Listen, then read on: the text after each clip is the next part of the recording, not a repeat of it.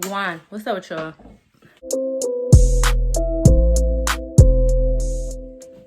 Welcome back to my channel.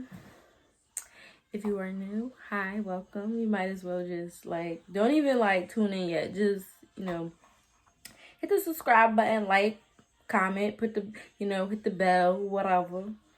Because you just won't like it here, so you might as well stay. So the title of this video, you already know what's going down. I've been trying to get this video out for this whole entire week. I'm sorry, I'm trying to find the document while I'm starting the video. But telling my process of forming the LLC, there's a lot of information out on the internet. So sometimes people just want concise information, just straight to the point. That's what I'm here for. I'm going to explain the details. I did screen record because I did everything on my phone, I think, most of it. But so I screen recorded it. So maybe I'll add the clips in of me just showing you what the website looks like, so that when you click the link, you know that you're on a correct website. Excuse me, or whatever. But I'll drop all the links below that I'm going to mention in the video. Also, I'm going to down below there's going to be a link for you to download this document that I have that types of everything that I'm describing in the video. So if you want to see, if you're a visual learner, you need to see it typed out and written out, whatever, I'll have the link for the document also below. So let's just hop into the video. I don't know if I mentioned this. I live in PA, so Pennsylvania. So these are steps I took for Pennsylvania. When I was doing my own research, there was a lot of different information for a whole bunch of different states or whatever. So the process is different for each state or whatever. So as I was saying, the first step is to have different name options, simply because you cannot have the same name as a business registered in your state. So click have the name that you already want for your business, but also pick 2 other names just in case, so a total of 3 names, so that you have options. Because the next step is going to be to check your name availability. And if the name that you initially wanted isn't available, you want to be able to just move on to your next name and just keep it pushing. So before you even take these steps, just have 3 names on hand. And then once you have your 3 name options, you can move on to the second step, which is to check your name availability. So again, I'm going to drop the link below in the description. You'll go to this website and it'll take you to it should take you straight to the search web page where why can't I talk today? Where you will search the name of your business to see if anyone else has the name. You have different options of searching. You can search all businesses with all the words, businesses that start with a certain word, all of that. So you have all those options. If your first name is available, perfect, move on to the next steps. If not, try your other names. One of the names will be available. The third step, special registrations, is optional. I didn't go into detail about this because I don't know too much about it, but I will drop a link below for a good starting point. So with special registrations, depending on your type of business, you may need to get another type of registration in addition to all the other registrations I'll talk about. So it's mainly for contractors or professionals. So I'm an accountant. If I wanted to have my own accounting business, there will be extra steps I have to take. Again, this step is optional. If this does not apply to you, you can just move on to the next step. Just number 4, which is to obtain your EIN. Now, EIN is employer identification number. It's the same as a social security number for your business. I know you probably hear that all the time, whatever. But when I was doing my research, there was some people were saying you shouldn't get your EIN number before having your business registered, which is true, because you'll get your EIN number immediately and is attached to whatever business name you put in. But until your business name is approved, once you actually register and stuff, you technically don't have ownership of that name. So you'll get so if you get your EIN number first, right? I'm giving you a disclaimer. I did it first, but I just want y'all to know this.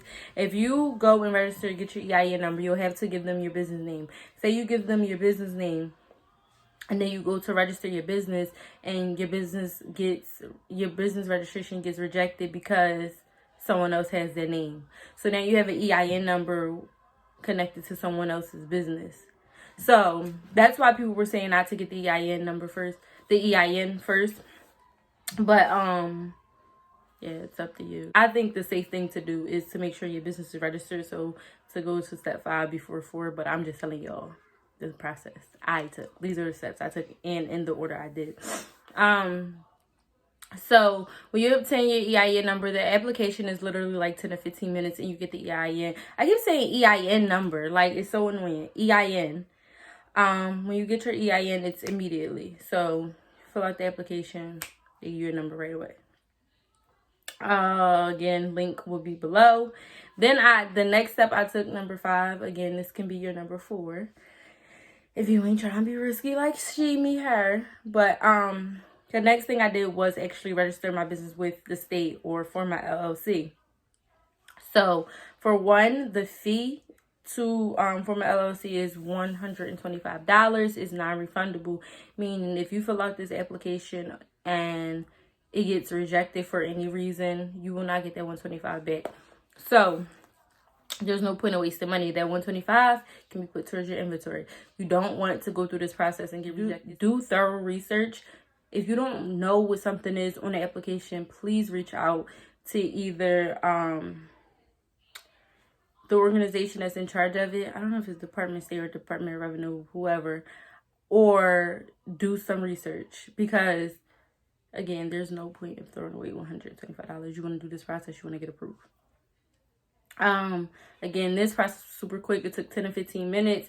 I did mine online. A lot of people were saying you have to print it and mail it in. I found out how to do it online. I'll drop the link below. You have to create something called a pin file account. And then once you're on that website and you create an account, it takes you to like the dashboard. And then if you scroll down to manage or start business filings, I think, yeah, start and manage business filings, there's a section that's domestic limited liability company or your LLC. And if you click on form 8821, it's like certificate of organization or something like that. Fill out the registration. Again, it took me 10 to 15 minutes to finish it. And the approval process takes 7 to 10 business days. So you'll get a response in 7 to 10 business days. I filled out my application April 1st. I got approved April 17th. So I think it was like exactly 10 business days. Yeah. So once that is all said and done and you've been approved, the next step is to get your sales use and hotel occupancy account, which is a lot of people, like a lot of different states refer to it as a seller's permit, like, or a reseller's permit.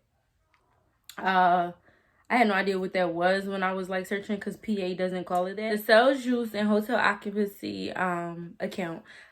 That's what I had to do for my boutique. I'm not sure if it's the same process for other businesses, like if you sell candles or skincare or makeup, or I don't know the license and registrations you need for that.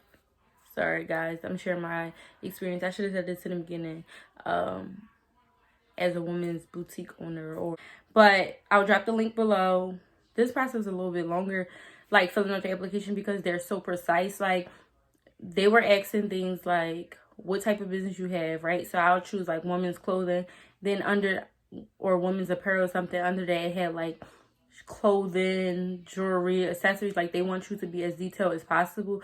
They wanted to know the percentage of the different type of merchandise I sold. So what percentage is clothing, what percentage is jewelry. So again, fill it out as thorough as possible and as accurate as possible. If you don't know something, do research. You don't just like chalk it like this is real, this is your business. Like you're registering with the state, you're registering with the government. You want your information to be as accurate as possible so you can be approved and you don't have any issues like going down the line or whatever. And then the response time is 7 to 10 business days as well.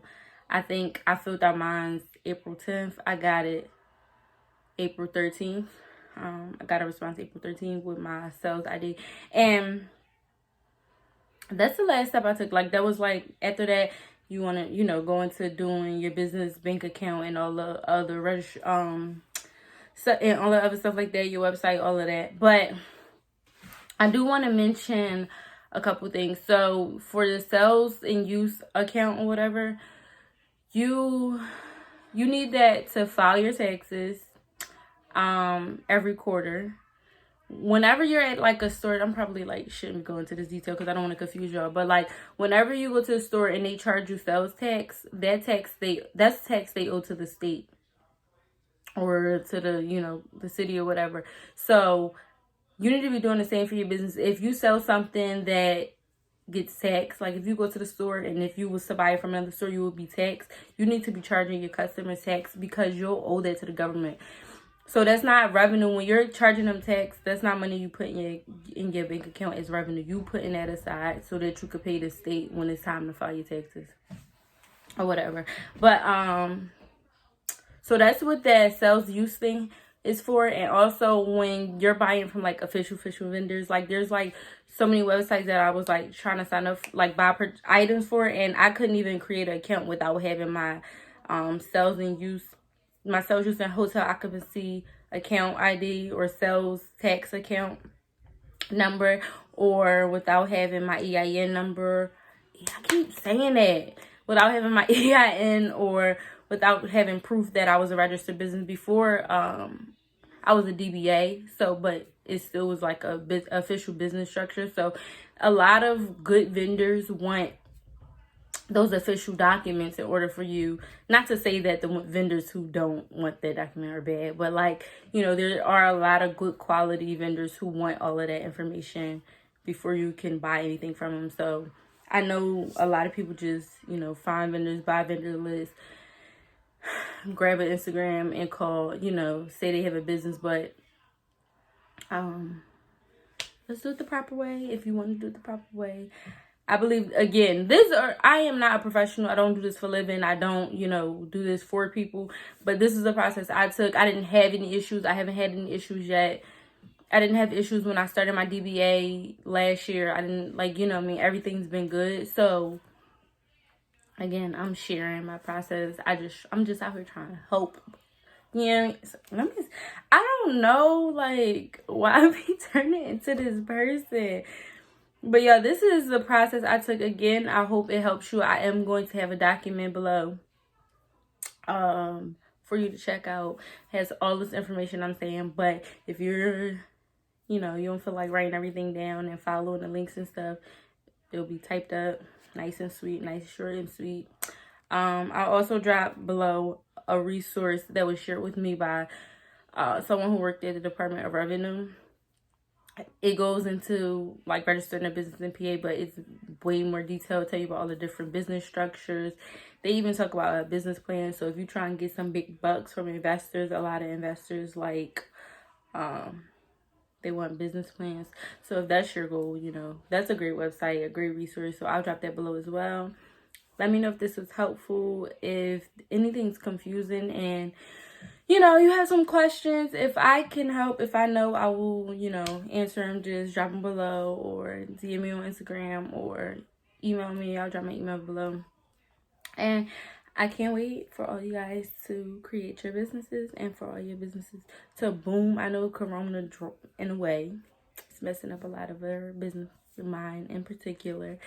So, but it will pass. This too shall pass, and we shall rise, and we shall proceed. Like we're going to get through this, and we're going to grow. We're going to boom. We're going to be like amazing. All our businesses are going to go to the top. We're going to be full-time entrepreneurs. Amen. Make sure y'all stay safe. Y'all stay pure. And y'all take care of yourselves. Mwah.